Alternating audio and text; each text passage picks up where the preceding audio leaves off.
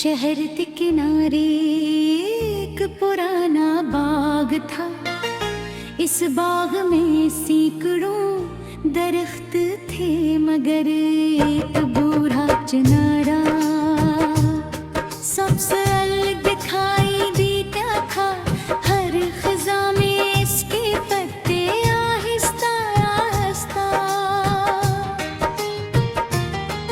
इसमी पर गिरते, जैसे वो बरसों पुरानी कहानियाँ सुना रहे हो।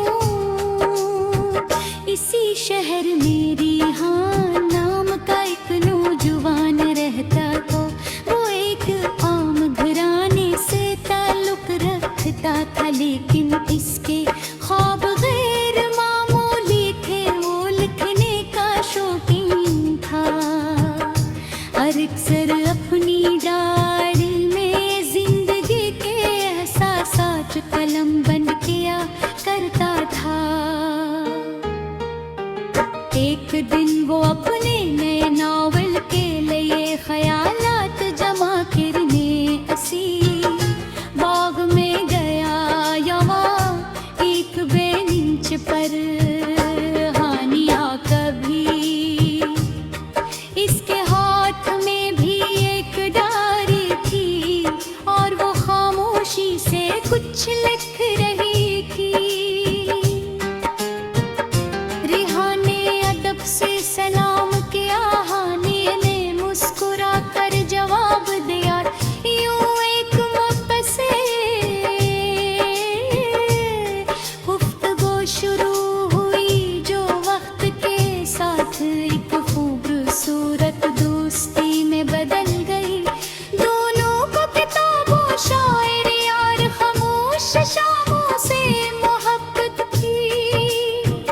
वो अक्सर ऐसी चनार के दरख्त के नीचे बैठकर अपने ख्वाबों, मुस्तकबल और जिंदगी के बारे में बातें करते। हानिया कहते, अगर कभी हम बछड़ भी जाए तो अपनी डायरी लिखना मत छोड़ना, क्योंकि लफ्ज कभी इंसान को तन्हा नहीं छोड़ते। रिहान मुस्कुरा कर कहता, और तुम वादा करो कि हमेशा मुस्कुराती रहोगे।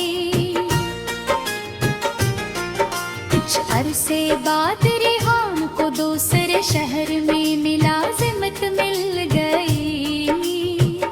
इसने सोचा कि चंद साल मेहनत करके वापस आएगा, और फिर हानि के घर रिश्ता भीजेगा। इब्तिदा में दोनों के दरमियान खतोत का तबादला होता रहा। हर खत में उम्मीद थी, हर जुमले मोहब्बत थी। पर आहिस्ता आहिस्ता खत कम होते गए। उधर हानि के वक्त सख्त बीमार हो गए, घर के हालात बढ़ गए।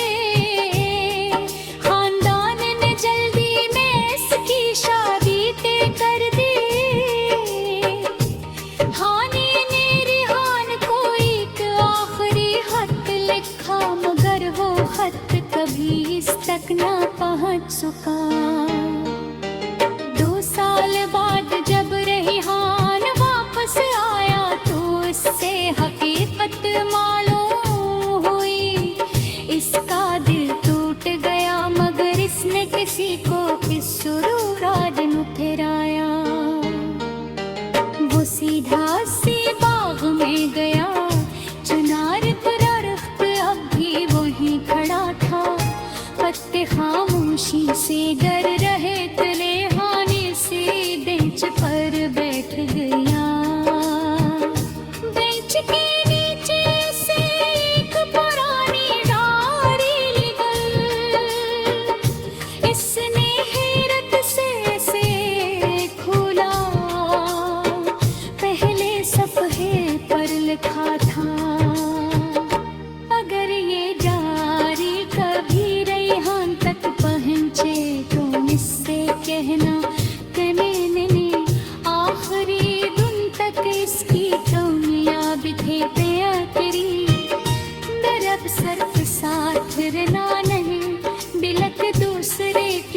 खामोशी खुश रहना भीगे। रिहान की आंखों से आंसू बहन की रो, इसमें पूरी डाली पड़ी है हर सफ़े पर उसके लिए दुआएं, उम्मीदें और खूबसूरत यादें लिखी थी इसने डायरे बनके और उसे अपने सीने से लगा लिया। इस दिन उसने महसूस किया कि कुछ मोहब्बतें खत्म नहीं होते, सिर्फ खामोश रुबां